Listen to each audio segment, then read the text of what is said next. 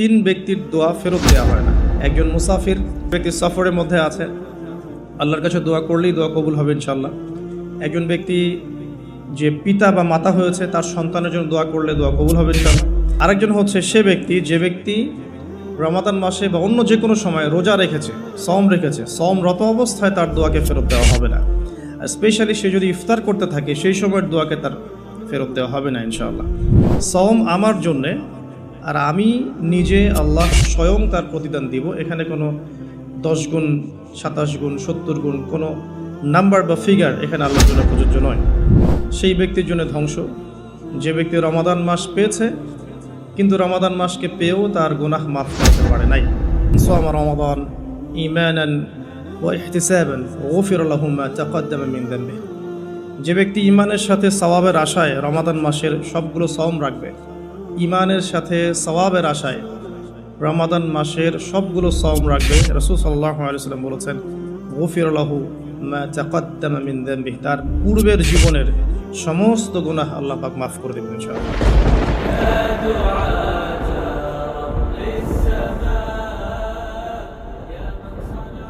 রাসূলুল্লাহ সাল্লাল্লাহু আলাইহি ওয়াসাল্লাম ইরশাদ করেছেন যে প্রত্যেক মানুষের আমলের প্রতিদান 10 গুণ পর্যন্ত বৃদ্ধি করা হয়।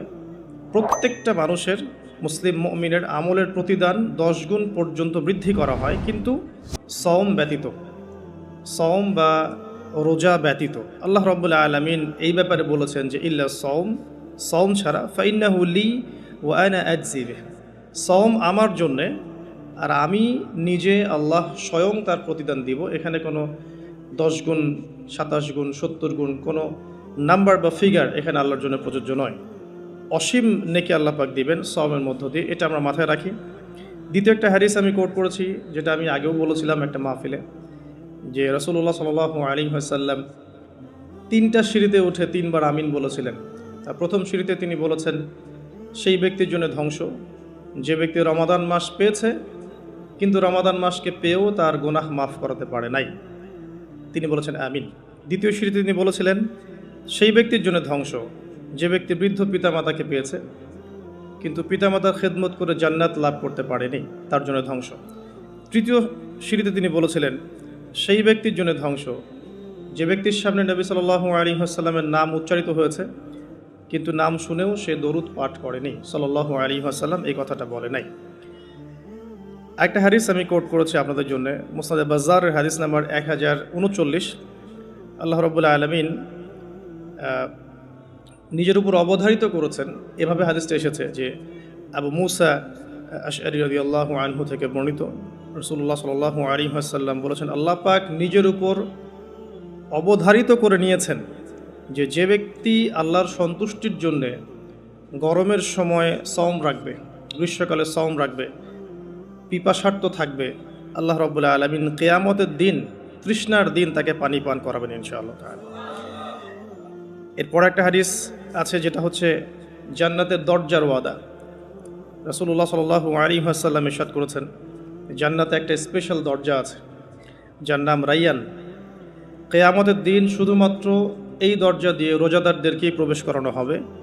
যখন তারা প্রবেশ করবে এই দরজা বন্ধ করে দেওয়া হবে, তাদের পরবর্তীতে এই দরজা দিয়ে কেউ প্রবেশ করতে পারবে না। হাদিসটা সহিহ বুখারীর মধ্যে এসেছে, মুসলিমে এসেছে 1152 নম্বর হাদিস। আর কিছু হাদিস আমরা পড়ে সামনে যাচ্ছি। নবী করিম সাল্লাল্লাহু আলাইহি ওয়াসাল্লাম ইরশাদ করেছেন যে সওম এবং কোরআন, আমি আবারও বলছি রমাদান মাসে কোরআন নাজিল হয়েছে, আর এই হাদিসেও এসেছে সওম এবং কোরআন কিয়ামতের দিন বান্দার পক্ষে সুপারিশ করবে। সওম বলবে ইয়া রব, হে আমার রব, আমি তাকে খাবার এবং যৌন প্রবৃত্তি থেকে বিরত রেখেছিলাম, অতএব তার ব্যাপারে আমার সুপারিশ কবুল করুন। কোরআন বলবে হে আল্লাহ, আমি তাকে রাতের বেলা ঘুম থেকে বিরত রেখেছি, সে রাত জেগে আমাকে তেলাওয়াত করেছে, মানে কিয়ামুল লাইল এবং তাহাজ্জুদ এবং তারাবির সালাতে তেলাওয়াত করেছে, হে আল্লাহ আপনি তার পক্ষে আমার সুপারিশ কবুল করুন। রাসূলুল্লাহ সাল্লাল্লাহু আলাইহি ওয়াসাল্লাম বলছেন তাদের উভয়ের সুপারিশই কবুল করা হবে ইনশাআল্লাহ তাআলা। হাদিসটা মুস্তাদরাক হাকিমে এসেছে 2080 নম্বর হাদিস।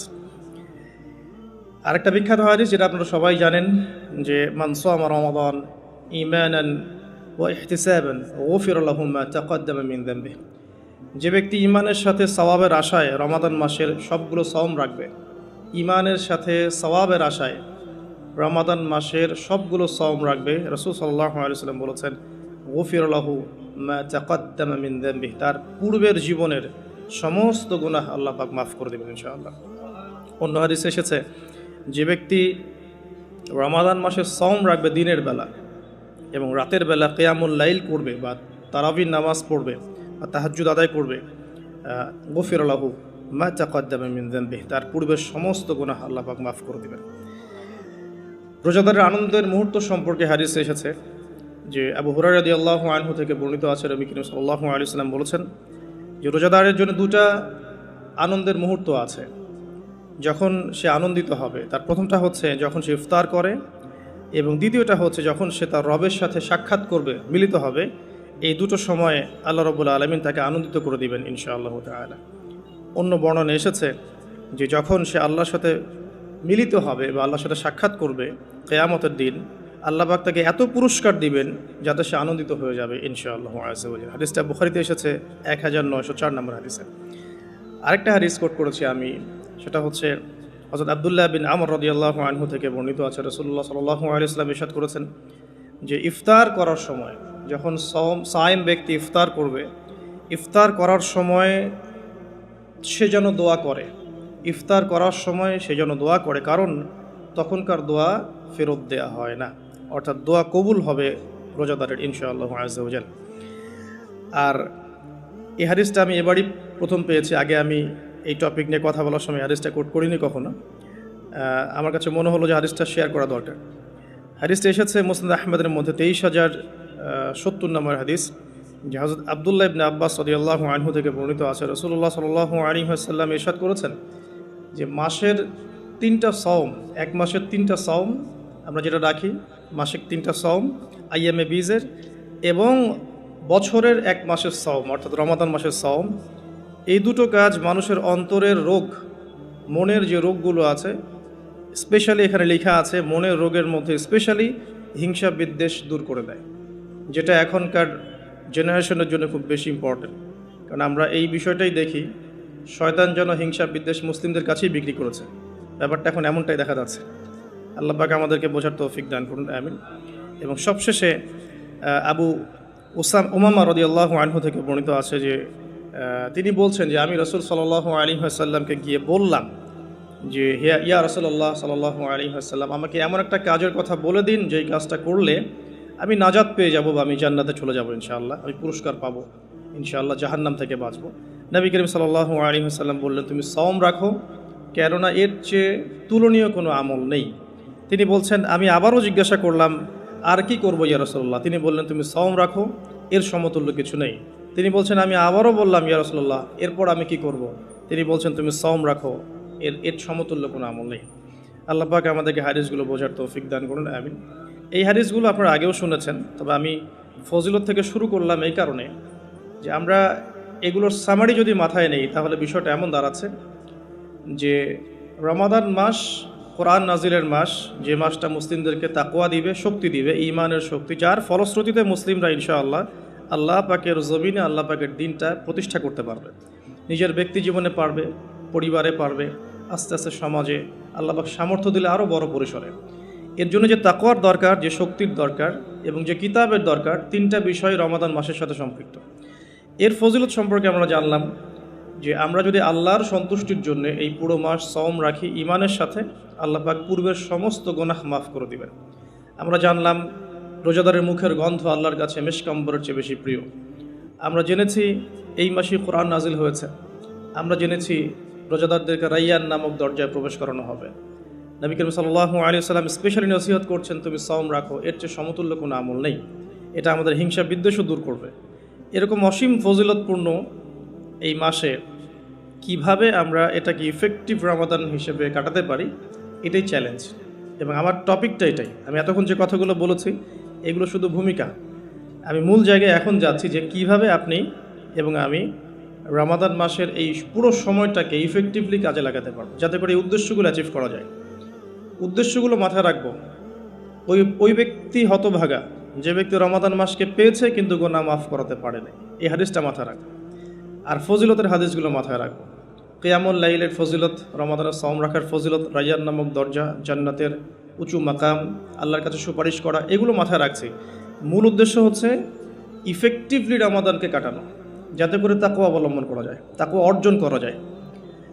অনেকেই শুনেছি তাকওয়া, আল্লাহ ভীতি, আল্লাহর নিষেধকৃত বস্তুগুলো থেকে দূরে থাকা, কিন্তু অর্জন করার মাধ্যমগুলো কি, কোন কোন কাজগুলোর মধ্য দিয়ে অর্জন করা যায়, এটা কিন্তু আমরা খুব একটা আলোচনা করি না। আমরা ইফেক্টিভ রমাদানের প্রথম যে কাজটার কথা লিখেছি, আমি নোট করেছি এখানে মোটামুটিভাবে 20টার কথা। আমি স্টার্ট করছি এখান থেকে যে ইফেক্টিভ রমাদান শুরু হবে কিন্তু আমাদের আজকে মানে সন্ধ্যার পর থেকে আর কি। আমরা নিশ্চয়ই পশ্চিমা সংস্কৃতির মতো রাত 12টার সময় রাত দিন কাটাই না। আমরা জানি আমাদের রাত এবং দিন শুরু হয় সূর্য ওঠা এবং ডোবার সাথে সম্পৃক্ত। সূর্য ডুবে গেলেই আমরা এখন রমাদানে প্রবেশ করছি। আমরা দোয়া করি আল্লাহর কাছে, আল্লাহ পাক যেন আমাদেরকে সুস্থ শরীরে রমাদানের সমস্ত সওমগুলো রাখার তৌফিক দান করেন এবং রমাদান মাসটাকে ইফেক্টিভলি কাটানোর তৌফিক দান করেন। আমরা আমাদের চেষ্টাগুলো অব্যাহত রাখবো, বাকিটা আল্লাহ রাব্বুল আলামিন কবুল করার মালিক। আল্লাহ পাক চাইলে অল্প আমলেই নাজাত হয়ে যাবে ইনশাআল্লাহ আজ্জা ওয়া জাল। শুরুটা হবে মূলত তারাবি দিয়ে। আসলে আজকে আমরা তারাবি দিয়ে শুরু করছি। প্রথম যে কাজটা আমরা শুরু করছি রমাদান মাসে, সেটা তারাবি কেন্দ্রিক। তো আমরা সবাই চেষ্টা করব প্রথমত যে তারাবির সালাত জামাতের সাথে পড়ার জন্য, এবং তারাবির সালাতটাকে বর্তমান প্রচলিত 3G 4G সালাতের মতো না করা এবং সালাতের মধ্যে সৌন্দর্য নিয়ে আসা। আমরা যেটা করি রমাদান মাসে, ফেসবুক, ইউটিউবিং বা লেকচারগুলো সবখানে একটা বিষয় কমন উঠে আসে, সেটা হচ্ছে 8 রাকাত না 20 রাকাত, যেটা নিয়ে আমি কোনো কথা কখনোই বলবো না ইনশাল্লাহ। অ্যাটলিস্ট আমার পক্ষ থেকে এরকম কোনো কথা আপনারা শুনবেন না। আমরা এখানে একটা শব্দ ব্যবহার করতে চাই, সেটা হচ্ছে নামাজের কোয়ালিটি। আপনি 8 রাকাতই পড়েন আর 20 রাকাতই পড়েন, আমি বলবো যে নামাজের কোয়ালিটিটা কেমন হয়েছে। কোয়ান্টিটি নিয়ে আমার কোনো মাথা ব্যথা নাই। নবী করিম সাল্লাল্লাহু আলাইহি ওয়াসাল্লামের যে 8 রাকাতের হাদিসটা আনা হয়েছে, 8 রাকাত বা 11 রাকাতের হাদিসটা সহিহ বুখারী থেকে আয়েশা রাদিয়াল্লাহু আনহার উদ্ধৃতি দিয়ে, সেই নামাজের সৌন্দর্য সম্পর্কেও কিন্তু কথা এসেছে। আয়েশা রাদিয়াল্লাহু আনহা বলেছেন, তুমি আমাকে সেই নামাজের সৌন্দর্য সম্পর্কে জিজ্ঞেস করো না। হাদিসের কথাটা কিন্তু এমন ছিল, তুমি আমাকে, রাবিকে আয়েশা রাদিয়াল্লাহু আনহা বলছেন, তুমি আমাকে এই নামাজের সৌন্দর্য সম্পর্কে জিজ্ঞেস করো না। তিনি কিয়াম করলেন, প্রথম রাকাতেই 1 পারা 2 পারা 2.5 পারা কোরআন পড়ে ফেললেন এবং রুকু করলেন। রুকুতে ততক্ষণ থাকলেন যতক্ষণ তিনি কিয়ামে ছিলেন। রুকু থেকে উঠে ততক্ষণ দাঁড়িয়ে থাকলেন যতক্ষণ রুকুতে ছিলেন। সিজদায় গিয়ে ততক্ষণ থাকলেন যতক্ষণ তিনি দাঁড়িয়েছিলেন।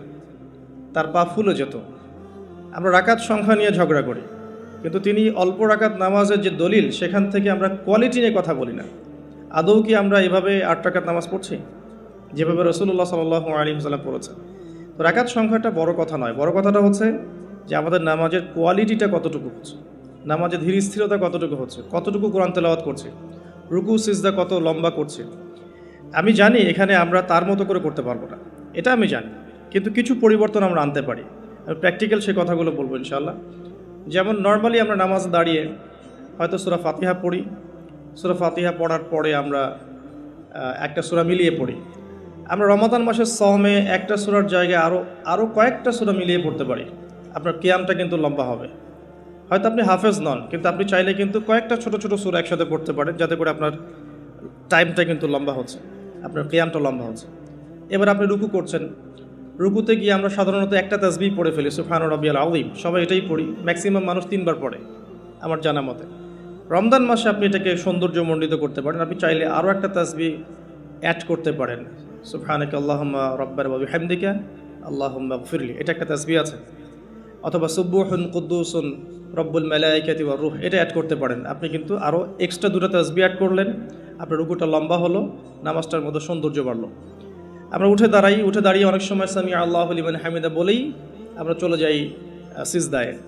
আমরা কিন্তু ওখানে রব্বানা ওয়া লাকাল হামদের পরেও হামদান কাসীরান তাইয়িবান মুবারাকান ফীহি বলতে পারি। সময়টা বাড়লো, রুকুটার সৌন্দর্য বাড়লো। সিজদায় গিয়ে আমরা যা করি সুবহান রাব্বিয়াল আ'লা 3 বার বলি, উঠে চলে আসে। অনেকে হয়তো 3 বারের জায়গায় 5 বার 7 বার 10 বার অনেকে এভাবে বলি। কিন্তু আমরা এই রমজান মাস থেকে নিয়াত করতে পারি, চেষ্টা করতে পারি যে সিজদায় গিয়ে আমরা একাধিক তাসবিহ পড়লাম এবং কমপক্ষে 1-2টা দোয়া হলেও সিজদায় করলাম। আল্লাহুম্মা আতিনা ফিদ দুনিয়া হাসানা ওয়া ফিল আখিরাতি হাসানা ওয়া কিনা আযাবান নার। এই দোয়াটা জানে না এমন কোনো মানুষ কিন্তু নাই। নবী সাল্লাল্লাহু আলাইহি ওয়াসাল্লাম বলেছেন, সেজদায় মানুষ আল্লাহর এত কাছে থাকে যত কাছে সে কখনোই থাকতে পারবে না। তো আমরা সেজদায় দোয়া করলে সেজদার সময়টা বাড়লো, নামাজের সৌন্দর্য বাড়লো। আমরা নবী সাল্লাল্লাহু আলাইহি ওয়াসাল্লামের মতো পা ফলানো নামাজ না পড়তে পারলেও অ্যাটলিস্ট নামাজের টাইমটা বাড়াতে পারলাম, সৌন্দর্য বাড়লো। এটাই হচ্ছে কিন্তু মূল বিষয় তারাবির সালাতের। কত লম্বা সময় ধরে আমি আল্লাহর সাথে কথোপকথন করতে পারি। আমরা তাশাহুদ দরুদের পরে দোয়া মাসুরা পড়ে অনেকে সালাম ফিরিয়ে ফেলি। এখানে কিন্তু আরও দোয়া করার সুযোগ আছে। স্পেশাল আল্লাহুম্মা ইন্নী আউযু বিকা মিন আযাবিল কবরি ওয়া আযাবি জাহান্নাম ওয়া মিন ফিতনাতিল মাহইয়া ওয়াল মামাত ওয়া মিন শাররি ফিতনাতিল মাসিহিদ দাজ্জাল। এই দোয়া কিন্তু করার কথা জোরভাবে হাদিসে এসেছে যে তোমরা চারটা বিষয় থেকে আশ্রয় চাও। এছাড়াও কিন্তু আপনি সালাম ফেরানোর আগে যে কোনো দোয়াই করতে পারছেন কোরআন এবং সুন্নাহ থেকে। নামাজটা লম্বা হলো, নামাজে আপনি আল্লাহর সাথে বেশি কথা বলতে পারলেন, নামাজের মধ্যে প্রশান্তি পাওয়া গেল। এভাবে নামাজ পড়ার পরে দেখবেন 2 রাকাত নামাজ পড়লে আপনার মনের মধ্যে শান্তি চলে আসছে। অথচ 3G 4G স্পিডে আপনি 10 রাকাত 20 রাকাত নামাজ পড়লে কিন্তু মনের মধ্যে শান্তি পাচ্ছেন না। মূল বিষয়টা কিন্তু এই জায়গায়। তো প্রথমে স্টার্টটা হবে আমাদের তারাবি থেকে আজকে। আর তারাবির সলাৎ যে ইমাম পড়াবেন, আমি অবশ্যই রিকোয়েস্ট করব তিনি যেন খতমই পড়ান। রমজান মাসে যদি কোরআন খতম না দিই তাহলে আমরা কোন মাসে কোরআন খতম দিব? এবং খতম দিতে হবে বলেই যে খুব জোরে তেলাওয়াত করতে হবে 5G স্পিডে, যাতে কেরাত কি করা হচ্ছে ইমাম সাহেবও বুঝতে পারছেন না, মুক্তাদিও বুঝছেন না। এখানে নামাজে কোরআনের হকটা ঠিকমতো আদায় হয় না।